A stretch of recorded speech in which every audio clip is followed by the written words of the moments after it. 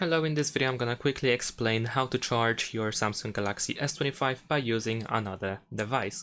So if the other device has the option to share the power to charge other devices, this is also known as wireless power sharing or reverse wireless charging, then in that case you need to turn on that option on that other device, whereas on this device you don't really have to do anything because the wireless charging option is enabled by default and you cannot really turn it off. You can only enable and disable fast wireless charging.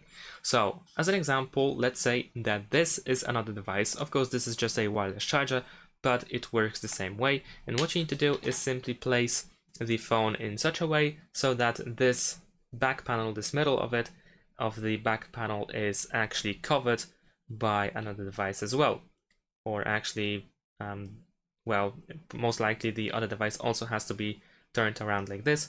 So you want to place this phone on top of another device, and this is how we can start charging our S25. Thanks for watching, leave a like and subscribe to my channel, and see you in my next videos. Bye!